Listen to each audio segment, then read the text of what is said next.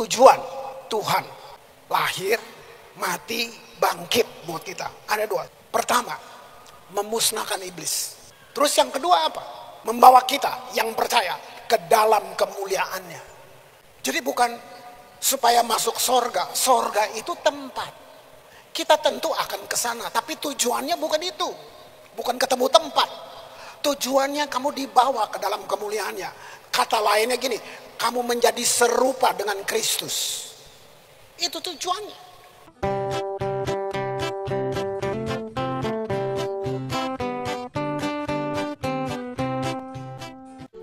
Engkau mendengar nyanyian kami.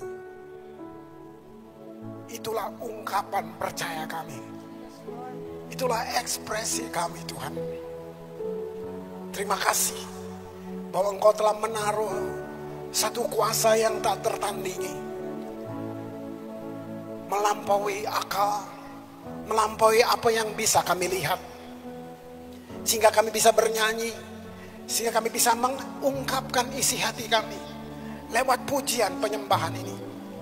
Nikmati Bapa, kami tidak terpaksa melakukannya. Memang untuk itu kami datang di sini. Terima kasih Tuhan. Sekarang kami mau dengar suara hati-Mu yang bisa beri kami hidup dari besok ke besok ke besok, melanjutkan di mana Tuhan mempercayakan kami. Aku percaya firman-Mu berkuasa, karena firman ini Engkau sendiri berbicara. Abang, curahkan isi hati-Mu. Kami mau terima apa yang dunia tidak bisa berikan untuk kami. Di dalam nama Tuhan Yesus. Amin. Puji Tuhan, silakan duduk. Terima kasih worship team. Satu permulaan generasi muncul. Luar biasa. Wah. Saudara sangat diberkati minggu lalu, bukan? Itu masih membekas di saya. Ya. Waktu saya mulai dengan sudahkah kamu penuh? Tidak punya perjanjian. Joni Herjawan kemarin bahas. Wow. Janji Tuhan sudah ada di depan. Tinggal kita melangkah. Gitu. Udah bikin paspor belum? Kira-kira gitu ya. Wow, luar biasa. Nah, hari ini gini, frame besarnya kita sedang dipersiapkan dekade menentukan. Jadi gini, kita semua dibawa ke puncak rancangan Tuhan. Jadi bukan tambah susah, bukan, jangan. Tujuan Tuhan menebus kita ada dua.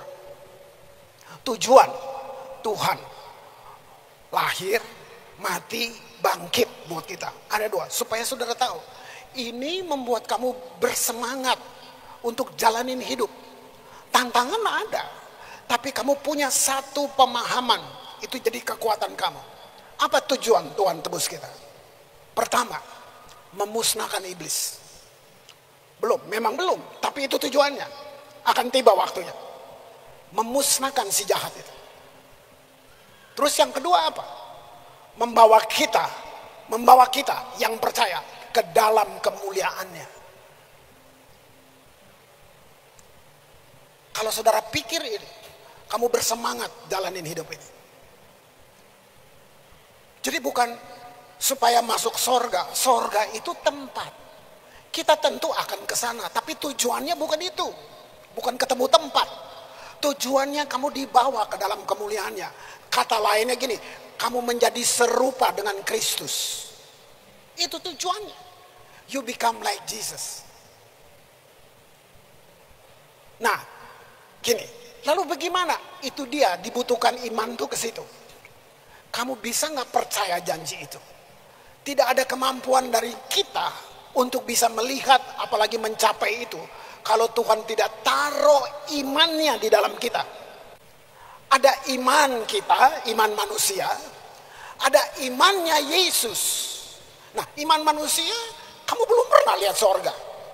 Kamu nggak lihat alam yang roh itu, kamu nggak lihat. Jadi iman jasmani namanya. Nah, itu hanya dibatasi dengan perasaan, dengan semuanya, dengan apa yang kamu bisa lihat. Tapi waktu kamu lahir baru, itu bukan karena emosi. Itu Tuhan intervensi hidup kamu. Itu kata kairos, di mana Allah menjumpai, kamu mengalami kairos. Itu Tuhan intervensi kamu. Kamu nggak berpikir tentang itu. Apa yang buat tiba-tiba kamu bilang, saya salah loh. Nah, kesadaran itu dari siapa? Nah, itulah Tuhan. Karena kita berharga. Tuhan waktu bikin manusia, dunia belum ada. Bumi ini belum ada. Sudah ada di dalam hatinya, saya mau buat manusia. Kenapa? Nanti kita di sorga, kita tanya dia. Coba lihat. Jadi manusia bukan ciptaan kayak robot, iseng-iseng gitu. Enggak. Itu muncul di hati. Marilah kita jadikan. Bayangin. Itu keinginan. Itu sebabnya kenapa kita ditebus. Karena kita segala-galanya. Kita tuh Allah, Adam ya. Kalau saya mulai dari Adam. Adam itu Allah tapi A kecil. Allah A besar, Adam A kecil. Marilah kita jadikan mereka seperti kita. Makanya dibilang kita nih God representatif. Kita perwakilan Allah di bumi. Nah, mengerti ini, saudara ada tantangan apa? Oke, karena bumi ini bumi yang jatuh, bumi yang berdosa. Kita kayak ada dalam budak dosa. Tapi kita yang terima Yesus, kita yang dilahirkan baru, kenapa disebut ciptaan baru? Ciptaan yang pertama nggak menggenapinya, Adam jatuh. Nah, kita disebut ciptaan baru, artinya kita akan menggenapi yang Adam tidak genapi. Jadi ngerti ini, tantangan ada. Tapi kamu tahu itu nggak kekal. Kamu akan mencapai apa yang Tuhan rancangkan buat kita. Penebusan mahal, saudara, nggak murahan. Manusia nggak bisa bayar, nggak bisa. Dikasih gratis karena kita nggak bisa bayar. Nah, sudah, kira-kira gitu. Nah, hari ini saya kasih judul iman permanen. Arti permanen berlangsung lama tanpa perubahan. Iman siapa ini? Iman yang Tuhan taruh di dalam kita. Kamu nggak bisa ciptakan begitu, nggak bisa. Kita nggak punya ide cari Tuhan setelah manusia jatuh. Lihat itu. Nah, tapi sini saya mau kasih tahu, iman yang Tuhan taruh membuat kita bisa datang ke situ. Karena tanpa iman begitu penting. Itu untuk hubungan kita dengan Tuhan. Dan itu menyenangkan dia. Gak ada yang lain. Yang menyenangkan Tuhan itu iman. Iman membuat kamu bisa percaya yang kamu gak bisa lihat. Kita gak bisa lihat Tuhan. Makanya dia perlu taruh iman yang supranatural itu. Ibrani 11 ayat 6. Sering saudara sudah baca. Cuman ini mempertebal kamu punya pengertian. Tetapi tanpa iman tidak mungkin orang berkenan kepada Allah. Nggak ada kata pengganti lain. Dengan perbuatan, nggak ada. Dengan segala macam. Dengan hartamu, nggak ada. Tanpa iman tidak mungkin orang berkenan kepada Allah. Sebab barang siapa berpaling kepada Allah, ia harus percaya bahwa Allah ada. Dan bahwa Allah memberi upah kepada orang yang sungguh-sungguh mencari dia. Lihat itu. Jadi pertanyaannya bukan apakah saya butuh iman. Enggak. Pertanyaannya gini, apakah saya memiliki iman? Pikir baik-baik. Apakah saya punya? Apakah saya memiliki iman itu? Kristen itu kalau secara umum agama, oke. Tapi kalau kamu melihat secara firman, dia gaya hidup. Agama itu ciptakan manusia. Tuhan tidak ciptaan agama. Nah, jadi Kristen secara umum kamu bisa lihat gini. Banyak orang Kristen, mereka berdoa minta ditambahkan iman. Ini kan, mereka minta tambahkan iman. Termasuk saya sebelum mengerti ini. Bukan hanya kita, murid-murid. Coba, sama seperti itu. Mereka minta Tuhan menambahkan iman mereka. Itu. Mereka berpikir sama seperti yang kita punya. Lihat Lukas 17 ayat yang kelima. Ini. Lalu kata rasul-rasul itu kepada Tuhan. Udah rasul nih. Mereka sama kan? Tambahkan iman kami. Itu mereka minta. Lihat apa yang Yesus jawab. Terus tambahkan iman kami. Jawab Tuhan. Kalau sekiranya kamu mempunyai iman sebesar biji sesawi saja. Mereka minta tambah. Padahal Tuhan bilang, kalau lu punya biji sesawi aja, kamu dapat berkata kepada pohon ara ini, ya, terbantunlah engkau dari dan tertanamlah di dalam laut, dan dia akan taat kepadamu.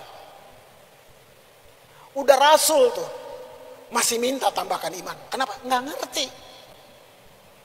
Lihat itu. Mereka minta Tuhan tambahkan.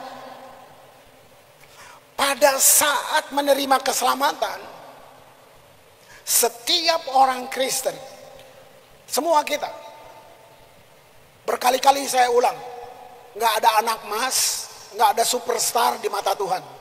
Saudara dan saya hanya beda di fungsi. Lihat, setiap orang Kristen menerima ukuran iman yang sama, yang merupakan kasih karunia pemberian Allah. Apa kasih karunia? Kemampuan ilahi. Setiap kita ukurannya sama. Kayak gitu. Jadi betul, awal-awal kita seperti, saya kurang iman, bukan. Mesti dirubah. Ini terdistorsi. Banyak masukan-masukan yang bukan spiritual, jadi kira-kira gitu. Kita masukin banyak macam, filsafat apa aja. Efesus 2 ayat 8. Sebab karena anugerah kamu diselamatkan oleh iman. Lihat itu. Bukan hasil usahamu, tapi pemberian Allah. Nggak bisa. Saudara nggak bisa berusaha selamat dengan kekuatan. Nggak bisa. Yesaya menulis kesalehan manusia seperti kain lara. Kain lara itu kain yang dipakai untuk membersihkan kusta. Itu kesalehan kita. Kita mau paksa. Kalau kita bisa, kita akan ukur diri kita dengan orang lain. Dengan kata lain, kita bisa sombong. Kamu belum kayak saya. Itu yang saya maksud tadi. Tuhan kasih ukuran yang sama buat setiap kita. Karena iman manusia dasarnya panca indera itu tadi. Ya, apa yang kita lihat, kecap, dengar, cium, rasa. Nah kalau perasaan berubah, iman berubah dong. Makanya naik turun kan. Nggak gitu. Nggak gitu. Nggak gitu saudara. Iman manusia seperti itu. Mempercayai apapun. Dan dia nggak bisa lihat atau mempercayai apa yang nggak kelihatan. Terbatas. Nah iman yang Tuhan taruh di dalam kita. Waktu kita bertobat itu menjadi satu perjalanan orang Kristen yang normal. Jadi gini, kamu akan dengar berita ini, kamu akan lihat kejadian ini, bencana alam ini, tapi kamu sudah tahu persis. Enggak. Bahkan mati pun kamu enggak takut, karena firman bilang kamu akan bangkit. Semua kita pasti mati. Tapi Tuhan lewat firman-Nya berjanji, kita yang percaya akan dibangkitkan dan hidup bersama Dia dalam kekekalan. Berarti enggak ada yang perlu ditakutin. Atau gini, porsinya takut itu jangan dibesar-besarin. Selama hidup di bumi adalah takut. Tapi kalau ketakutan yang menguasai, itu sudah. Gimana? Yesus datang untuk kita dan dia menaruh imannya di dalam kita. Luar biasa. 2 Korintus 5 ayat yang ke-7. Sebab hidup kami ini adalah hidup karena percaya, bukan karena melihat. Kamu udah tahu lama, sering dengar ayat ini, kamu baca. Jadi kenyataan nggak? Karena percaya, bukan karena melihat. Dia nggak pura-pura, dia nggak janjinya bohong sama kita. Saya nggak ikut Tuhan yang pimpin saya pakai teka-teki, enggak, saya nggak mau. Waduh saudara, pegang ini, pegang. Nanti ini yang membuat kita berbeda, bukan untuk sombong, lebih bukan, karena kamu memang percaya dia. Ini bedanya orang percaya dan enggak. Makanya saya bilang ada dua Kristen. Kristen yang beragama begitu, tapi ada satu Kristen yang berpikirnya tentang kekekalan. Semuanya tentang kekekalan. Lihatnya yang di atas. Nah, orang-orang Kristen ini yang merubah sejarah.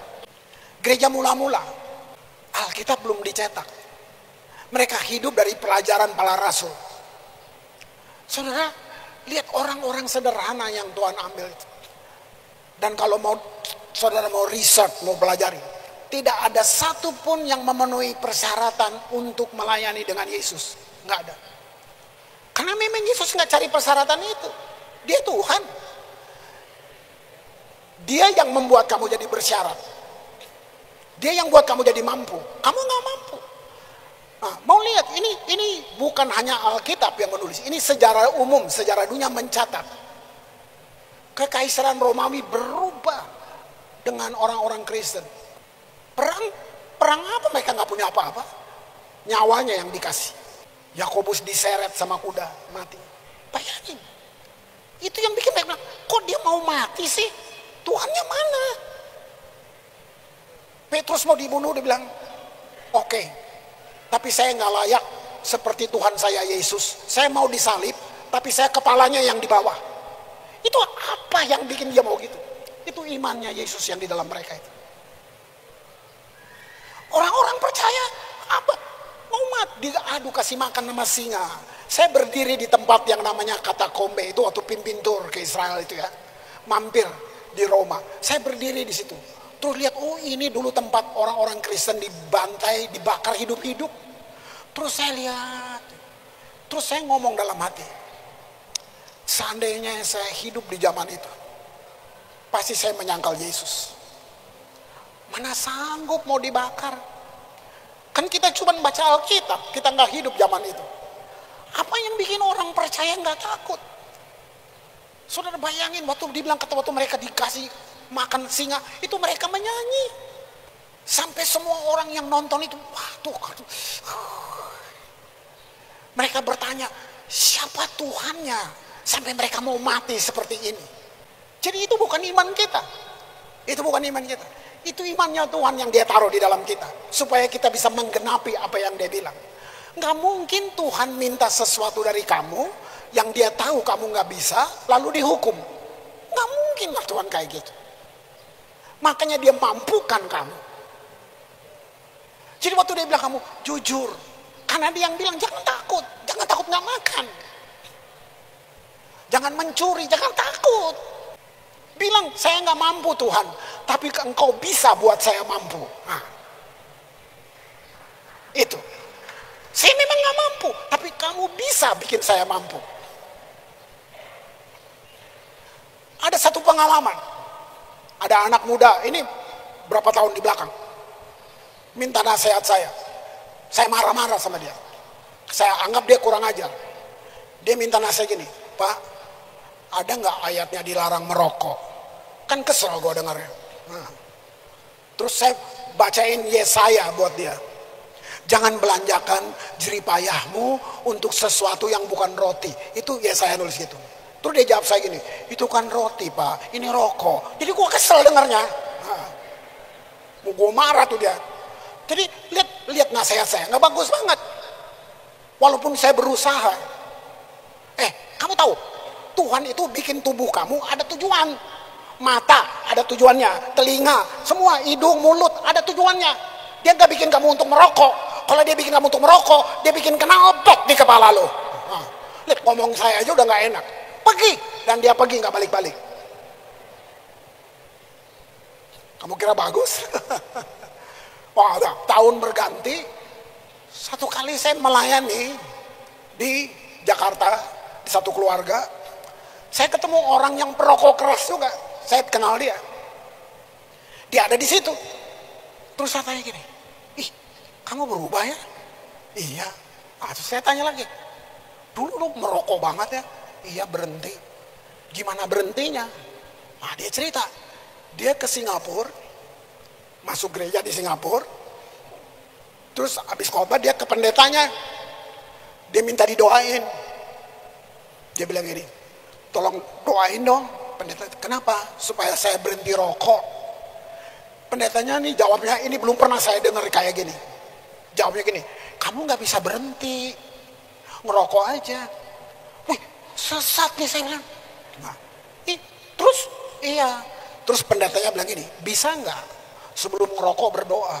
Aduh, itu kok saya kaget banget. Gimana doanya? Seperti yang saya bilang tadi, Tuhan, saya pengen berhenti, saya nggak bisa, kamu bisa bikin saya berhenti. Terus saya bilang gini, ih, gitu ya? Kok saya nggak ada ide kayak gitu ya? Saya marah-marah tuh orang, saya kayak kuliahin dia. Kamu masih ngerokok? Masih, kan dia bilang boleh. Lalu berhentinya gimana? Sebulan, Pak, saya merokok terus pulang dari sana. Satu kali dia lagi ngerokok, muntah, dia cium bajunya, muntah, langsung berhenti detik itu. Oh gitu. Kamu lihat, ada yang instan, ada yang enggak.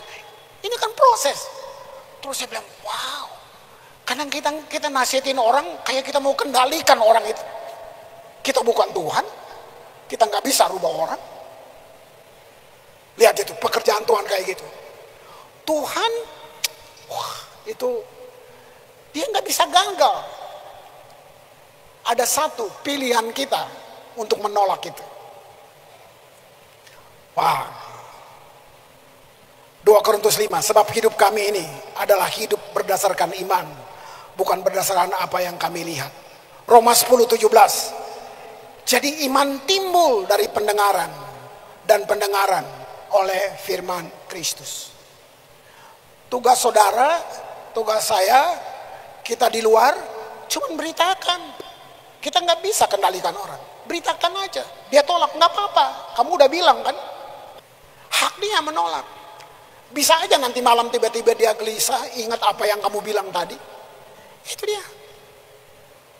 Yang penting kamu sudah bilang. Wow. Lihat, jadi Tuhan harus beri satu iman yang supernatural supaya saudara bisa percaya untuk hal-hal yang kita nggak bisa lihat. Jadi lihat, dalam seluruh hidup kita, keterlibatan Tuhan itu total benar buat kita. Keputusannya di kita, finalnya di kita. Mau percaya nggak? Karena ada fakta, tapi ada dunia yang lain. Fakta itu bisa bukti medis, fakta medis. Dokter bilang kamu kena cancer, itu fakta kan? Nah, tapi ada dunia lain. Pintunya iman. Dia bilang gini, Yesus bisa sembuhkan. Nah, kamu mau join dengan iman atau kamu mau join dengan fakta? Itu. Semua janji sudah ada. Galatia 2:16. Ya. Lihat, kamu tahu. Ya, pelan-pelan. Kamu tahu bahwa tidak seorang pun yang dibenarkan oleh karena melakukan hukum Taurat. Stop dulu sebentar. Yang nulis ini farisinya Farisi. Ahlinya Taurat, Paulus. Bayangin, dia menentang semua kekristenan. Dia bunuh orang Kristen, gak main-main. Dia farisinya Farisi. Murid terbaik Gamaliel. Kuliahnya di Tarsus, udah pelajaran paling hebat sudah. Apa yang bisa buat merubah dia di sini? Dia tidak pernah lihat Yesus secara fisik. Tapi dia berubah Yesus setelah Yesus naik. Dia mengalami Yesus secara spirit. Dalam perjalanan ke Damsik itu mau bunuh orang itu. Dalam perjalanannya dia ngalamin satu intervensi Roh Kudus, jatuh. Roh Kudus memenuhi dia. Begitu dia mengalami itu, tidak ada satupun pengajaran dari guru-gurunya yang dia ungkapkan. Dia nggak banggain gurunya hebat, kuliahnya di mana, tidak ada satupun. Ini penulis surat terbanyak di Perjanjian Baru. Yang dia cuma bilang begini, semua yang ku ketahui, termasuk hukum Taurat tadi, semua ku anggap sampah karena pengenalan akan Kristus. Nah, untuk orang ini, coba dengar nasihatnya. Dia tadi bilang, tidak ada orang dibenarkan karena melakukan hukum Taurat. Padahal dia yang mengajar, kamu harus gini, taat. Sekarang dia bilang, gak ada. Tapi hanya oleh karena siapa? Iman apa? Di dalam Kristus Yesus. Sebab itu kami pun telah percaya kepada Kristus Yesus, supaya kami dibenarkan oleh karena iman dalam Kristus, dan bukan oleh karena melakukan hukum Taurat. Sebab tidak ada seorang pun yang dibenarkan oleh karena melakukan hukum Taurat. Bagaimana orang gak tercengang? Ini pengajar Taurat yang luar biasa, maka dibilang Farisi berubah pengajarannya. Semua dibatalkan sama dia. Kalau saudara lihat di sini, ayat ini bicara 2 kali tentang dibenarkan oleh iman Yesus. Iman Yesus. Gitu. Terus dia mengatakan lagi dalam Galatia 2 ayat 20, ya. Namun aku hidup, tapi bukan lagi aku sendiri yang hidup, melainkan Kristus yang hidup di dalam aku. Dan hidupku yang kuhidupi sekarang ini dalam daging adalah hidup oleh iman. Dia ulang lagi. Dalam anak Allah yang telah mengasihi aku dan menyerahkan dirinya untuk aku. Dia mesti teliti karena dia pengajar yang salah itu. Pengajar Taurat yang luar biasa. Bayangin. Dibenarkan oleh iman Yesus. Nah, karena hanya ada satu ukuran iman, itu sebabnya setiap orang percaya memiliki iman Kristus yang hidup di dalam kita. Nah, saudara mesti rubah benalu-benalu yang mengotori, yang kamu bilang kamu sudah ngerti, dari kecil udah Kristen. Nah, kenapa nggak ada perubahan? Nah, itu dia. Ada belief system yang salah. Ini menolong saudara. Nanti kamu lihat bagaimana doa kamu. Kita bukan doa yang laporan, bawa list. Itu jiwa kamu yang ngatur kamu. Kalau kamu benar-benar dengan kamu waktu kamu doa, kamu sangat ngerti. Ucapan kamu tuh nggak kosong gitu. Nggak gitu. Jadi dengan kata lain gini, jangan biarkan apa yang kamu rasakan, perasaan itu jangan jadi alat ukur, dia berubah-ubah. Berarti iman kita kecil karena perasaan lu berubah. Perasaan ada, perasaan bisa terlibat, tapi bukan alat ukur. Itu penting. Apa yang kamu rasa, akhirnya perasaan mengalahkan apa yang Firman bilang. Firman bilang tapi beta rasa sehingga Pak. Nah coba lihat. Gitu. Sebenarnya gini, masalahnya bukan kurang iman, tapi kurangnya pengetahuan tentang apa yang sudah kamu punya, yang Tuhan sudah taruh di dalam kamu. Ini merubah saya juga. Beberapa tahun, saya butuh sekian tahun merubah ini. Enggak seketika. Makanya saya berani bilang, hormati kita sepantasnya aja. Enggak, kita sama. Jadi jangan gini lagi, Pak Kris kan hamba Tuhan, lalu kamu hamba siapa? Semua kita imamat rajani. Semua kita punya akses kepada Tuhan. Kamu punya iman yang hebat. Itu luar biasa. Nah, ini kitab indah banget, Filemon 1 ayat 6. Ya. Aku berdoa agar persekutuanmu di dalam iman, ini terus yang ditekan, turut mengerjakan pengetahuan dengan iman. Kamu bisa dapat ini, pengetahuan akan yang baik di antara kita untuk Kristus. Saudara, waktu kamu berhubungan ya, katakan kamu bangun kehidupan doa dalam iman ya. Tiba-tiba misalnya meeting di kerjaan, ada meeting.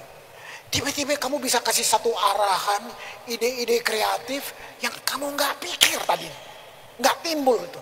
Itu siapa yang tahu? Dari mana itu? Untuk bisnis kamu, untuk yang tadi kamu nggak pikir. Karena waktu Tuhan desain manusia bukan cuma begini, untuk mengelola semua, mengelola bumi ini. Sekarang kita ditebus untuk itu, diberi kuasa, diberi otoritas untuk itu. Karena kamu anak Tuhan, karena kamu anaknya, karena kamu percaya Dia, waktu kamu pegang atau memimpin satu usaha, karena kamu, orang di sekitar kamu gak susah. Karena kamu pengelola yang dipimpin oleh Roh Kudus. Itu sebenarnya. Wow. Nah, iman Yesus ini bekerja untuk kita. Dan itu bekerja waktu kita sadar, waktu kita tahu apa yang kita punya. Bagaimana menggunakannya. Nah, langkah pertama adalah apa yang kita miliki, kemudian kita belajar bagaimana menggunakannya. Ini contoh. Kamu punya rumah, listrik semua udah ada. Dari mana listriknya? Dari PLN. Kamu bayar PLN, kamu bayar luang listrik, dia udah masuk di rumah. Nah, kalau kamu mau tidur, kamu matiin lampu. Skakelarnya kamu tekan, mati. Besok kamu mau nyala, nggak usah panggil PLN dong. Kan skakelarnya ada di kamu. Itu yang saya bilang, perasaan jangan jadi alat. Kamu tinggal tekan, kamu yang menekannya, listrik nyala. Kok bisa ya? Saya bayar PLN. Saya bayar tiap bulan. Seperti itu, iman tinggal kamu hidupi. Melangkah. Ingat kemarin pelajarannya John. Melangkah. Nah kayak gitu, tekan skakelarnya. Artinya, saya suka bilang, speak words, katakan perkataan yang kamu dapat firman Tuhan dalam mulutmu itu. Bukan berarti kamu bos, bukan. Tapi kita bukan sumber kuasa, bukan. Tapi kuasanya ada di dalam kamu, perkatakan. Nah itu maksudnya. Listrik udah ada di rumahmu, yang punya PLN. Kamu udah bayar, jadi udah ada. Kamu tinggal tekan tombol, nyala tuh listrik. Seperti itu prakteknya. Yakobus 2 ayat 20. Hai manusia bebal. Nah, maukah engkau mengakui sekarang bahwa iman tanpa perbuatan adalah iman yang kosong? Sudah ada, tapi kamu nggak tekan, kamu nggak pakai. Itu dia tanpa perbuatan tuh gitu. Apa? Di dunia pendidikan, biaya anak-anakmu. Ingat syaratnya. Kamu sudah lahir baru, kamu punya Yesus, itu. Lihat itu. Banyak kalau mau cerita nggak habis-habisan. Lihat contoh-contoh itu. Gitu. Bagaimana iman diaktifkan? Tekan tombol tadi itu apa? Tekan skakelar itu apa? Amsal 18:21. Hidup dan mati dikuasai lidah. Siapa suka menggemakannya akan memakan buahnya. Itu tekan tombol, speak, katakan. Ini lebih dari 30 tahun lalu, itu tetangga kami. Waktu kami di Jakarta, saya tinggal di Bintaro, tetanggaan sama keluarga Manuhutu. Jadi anaknya waktu itu masih kecil. Saya mau ceritain. Ini dia polisi, ibunya ini. Ibu ini polisi, perwira. Imannya ampun. Nggak pengkhotbah kayak saya, tapi imannya gila. Dari masa itu saya sudah tahu. Persekutuan di rumahnya. Nah, dia perwira polisi. Nah, ini kejadian saya sudah di Ambon, jadi puluhan tahun kemudian ya. Anaknya itu naik motor gede. Naik motor gede, nabrak trotoar. Boom, naik ke atas, jatuh ini di bawah pagar rumah yang tadi. Dia jatuh, tusuk pagar, blek. Habis itu motornya timpa lagi, blek. Jadi ini semua ketusuk, hancur. Hancur. Bawa ke rumah sakit. Maminya datang. Saya di Ambon. Jadi udah ini bicara puluhan tahun lalu. Teman-teman dari sana semua kumpul, mereka nangis, mereka telepon, Om Kris, Nyong di rumah sakit, doain dong, diceritain kejadian. Ya saya doa sungguh-sungguh apa enggak itu ya, karena nggak lihat, ya udah deh doa, Tuhan tolong gini-gini, amin, udah, nggak tahu ceritanya. Sudah, mereka yang cerita, saudara pingsan, nggak bisa apa-apa, ini patah-patah semua. Bayangin, jatuh, buk, motornya timpa lagi, bruk. Nah, jadi pagar-pagar masuk. Maminya berdiri gini. Masuk. Bos dokter mau dia, ini nggak sopan banget. Dokter, jangan diapa-apain. Saya punya dokter di atas segala dokter. Ini kan kesal dong saudara gitu. Ngapain bawa ke sini? Nah, gitu. Dia, jangan dokter, saya punya dokter di atas segala dokter, Tuhan Yesus Kristus. Yang jadi mau ngapain? Saudara, dokter diam aja. Udah nggak bisa gerak, nggak apa-apa. Ini udah berdarah, diam. Yang di luar itu teman-temannya lagi nangis, Pak. Dia keluar. Siapa suruh menangis? Nah, tahu mama-mama Ambon kan gitu. Siapa suruh menangis? Diam. Saudara, 3 hari pingsan. 3 hari. Dia nggak mau dokter sentuh. Hari keempat. Semua tulang kesambung, semua tertutup, tidak tanpa satu obat pun. Saya baca buku, tapi ini orang yang saya kenal. Saya waktu satu kali saya akan bujuk dia untuk datang ke sini. Saudara, normal, main musik sekarang semua normal, normal. Melawan akal sehat, saudara. Iman siapa tuh? Apa yang bikin kamu kayak orang gila gitu? Orang bisa bilang lu gila, tapi kamu nggak gila. Mungkin dia nanti yang gila. Itu kalau saya lihat itu. Lihat itu. Yesus menekankan, memperkatakan iman 3 kali dalam satu ayat ini. Markus 11:23. Aku berkata kepadamu, sesungguhnya barang siapa berkata kepada gunung ini, bayangin, pada gunung ini, beranjaklah, tercampaklah ke dalam laut, asal tidak bimbang hatinya, tetapi percaya bahwa apa yang dikatakan itu akan terjadi, maka hal itu akan terjadi baginya. Nih, kayak orang gila, nggak apa-apa, masuk kantor, sampai di meja, sebelum ngapa-ngapain, perkataan, hari ini berkat untuk saya, nggak ada jatuh di tanah, kececeran di jalan, utuh datang ke saya. Kenapa? Yang kamu ada gini, ayo bikin apa hari ini? Ayo sama mesti telepon. Baru masuk aja, belum duduk aja, sudah khawatir. Akhirnya tanda tangan palsu, akhirnya bohong ini, bohong itu, tapi nanti minggu pergi gereja menyanyi.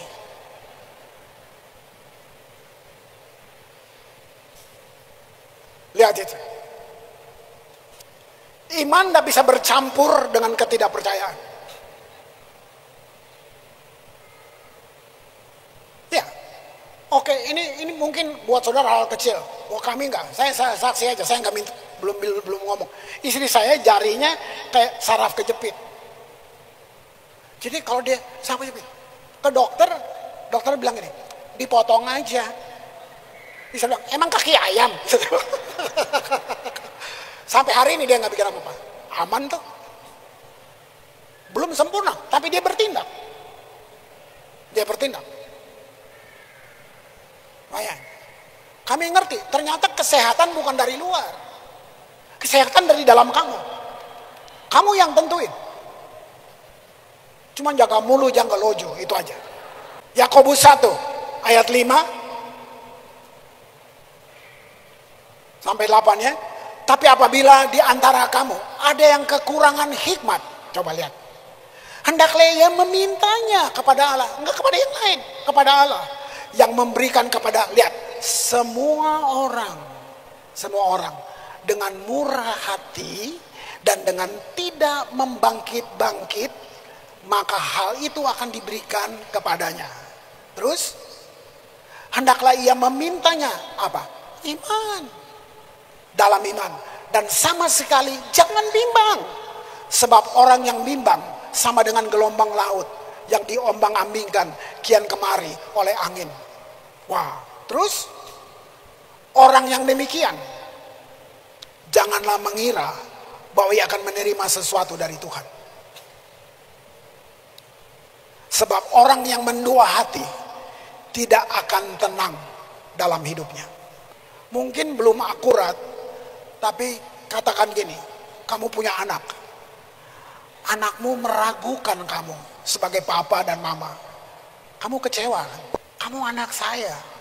Tapi dia kayak meragukan. Mungkin kamu sadar ke sini, aduh. Berapa sering kita meragukan dia? Karena dia nggak kelihatan. Itu makanya iman itu segalanya. Lihat itu. Wow. Lanjut, Yakobus 1. Tadi Yakobus 5, kita naik ke atas. Yakobus 1, ayat 2. Nah, sampai 4 ya. Dia bilang, saudara-saudaraku, anggaplah sebagai satu kebahagiaan apabila kamu jatuh ke dalam berbagai pencobaan. Masuk akal nggak? Suruh bahagia. Anggap itu bahagia. Coba lihat. Sebab, nah dia lanjutin, kamu tahu bahwa ujian terhadap imanmu itu menghasilkan ketekunan. Dan biarkanlah ketekunan itu memperoleh buah yang matang supaya kamu menjadi sempurna. Ada nggak pengajaran di luar ini yang bawa pada masa orang meragukan kesempurnaan?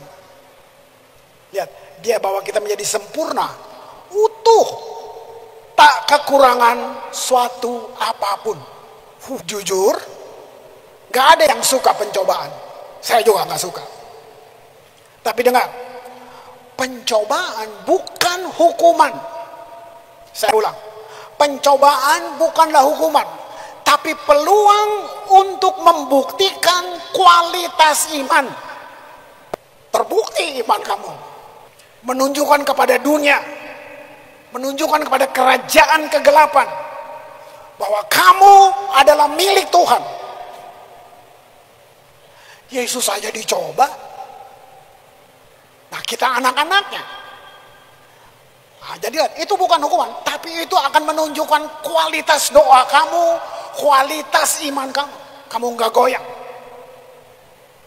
luar biasa, ya.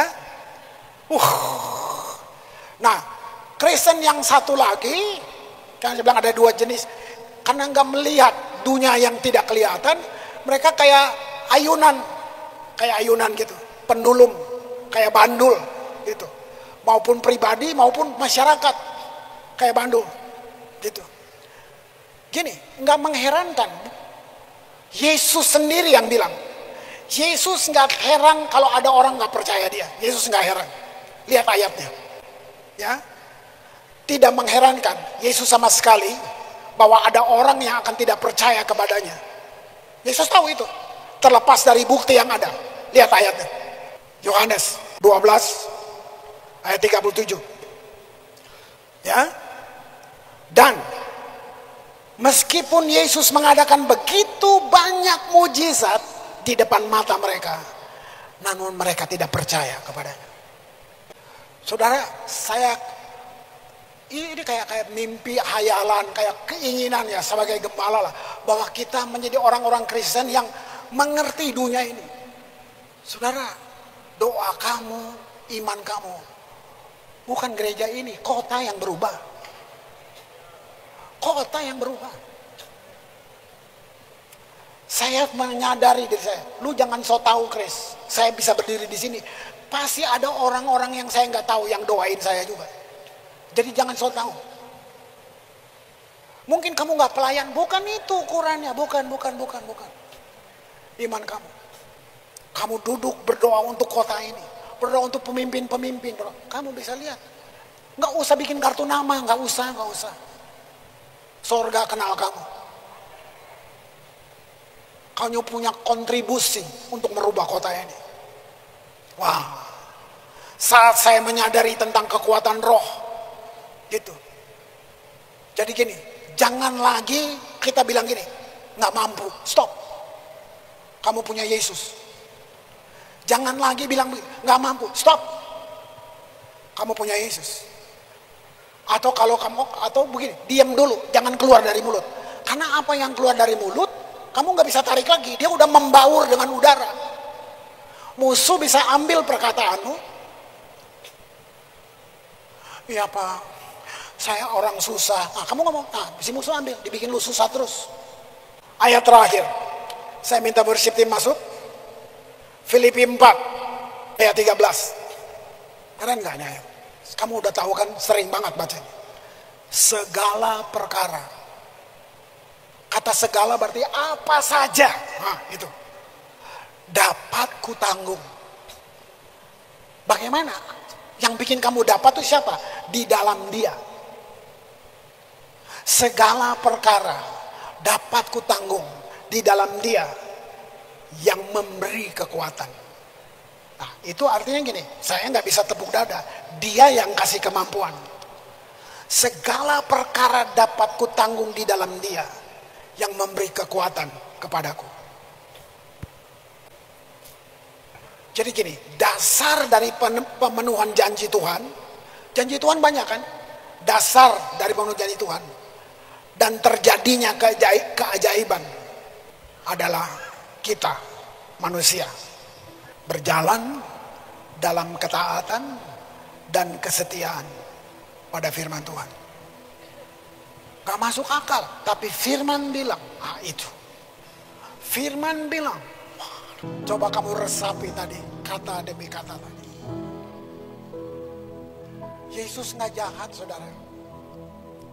Ini pelajaran-pelajaran yang kita mesti buang. Kamu paling sering dengar Tuhan murka. Tuhan murka. Tadi kita dengar, kita tidak mungkin berkenan dari usaha kita. Terus kita bilang, Tuhan murka. Itu tipuan. Kenapa? Jangan bilang ini, Tuhan izinkan saya sakit. Itu dia. Kamu ucapin. Ada firman bilang, penyakit kita lah yang ditanggungnya. Kutuk kita ditanggungnya. Terus dia kasih penyakit. Itu kan Tuhan melawan keputusannya. Itu. Secara akali, iya sih. Makanya kamu kurang banyak doa sih. Jadi Tuhan izin lu sakit. Supaya saya rendah hati, Pak. Nggak ada orang sakit rendah hati, nggak ada. Coba renungkan. Nggak ada. Nggak bisa.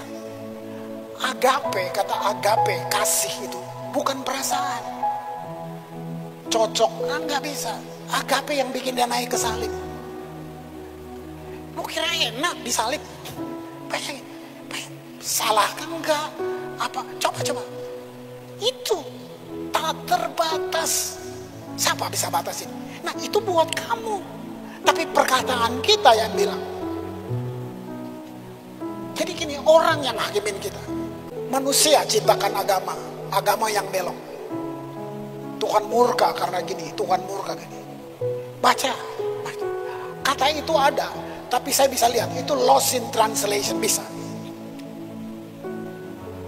Ingat, keselamatan hanya untuk dua, memusnahkan musuh, memusnahkan iblis. Yang kedua, dia bawa kita pada kemuliaan.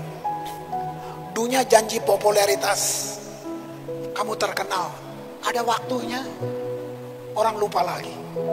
Tapi Tuhan bawa kamu dalam kemuliaan. Apa? Kekal. Dia janji. Ini Mazmur ini Tuhan ambil kata-kata dari situ. Mazmur tulis gini, siapakah anak manusia sehingga engkau mengingatnya? Itu pemazmur bilang, engkau memakotainya dengan kemuliaan dan hormat. Baik, kemuliaan dan hormat. Bayangin, apa yang berharga dari Tuhan diberikan kepada kita, kemuliaan dan hormat. Kenapa dia berikan buat kamu? Karena kamu berharga. Bapak, hamba berhenti bicara. Tapi Tuhan tidak berhenti bicara buat kami. Kamu yang bergumul, kamu yang putus asa, gak kebetulan kamu dengar hari ini. Buka hatimu. Ambil janji yang dia bilang, segala perkara dapat kutanggung. Kamu bisa. Bangkit. Keluar dari kegagalan itu. Keluar. Betul kamu buat salah. Siapa yang gak bisa buat salah? Tapi hari ini bangkit. Cuman satu panggilannya. Bangkit. Memandang dia. Pandang dia. Bukan siapapun. Janji teman, janji orang bisa dibatalkan. Bisa. Janji Tuhan gak bisa batal. Hanya kamu yang membatalkan. Gak bisa. Percaya dia. Generasi anak-anak muda, mungkin kamu bergumul dengan studi kamu, kelanjutan kamu. Oke, jangan batasi Tuhan. Pegang dia, percaya dia. Yang belum bertobat, yang belum terima Yesus, terima dia hari ini. Undang dia masuk dalam hidup. Masuk dalam hidup. Kita mau jalani hidup hari besok, masa depan kita yang penuh dengan pengharapan. Orang benar tidak akan meminta-minta roti. Anak cucunya tidak akan meminta-minta roti. Kita akan tersenyum melihat hari depan kita. Terima kasih Bapak. Terima kasih. Tuhan tidak berhenti bicara buat kami, tapi Tuhan terus berbicara dari saat apa aja, situasi apa aja. Di saat kami berbaring, di saat kami duduk, di saat kami berdiri, Tuhan masih bisa berkomunikasi dengan kita. Terima kasih Bapak. Dalam nama Yesus. Amin.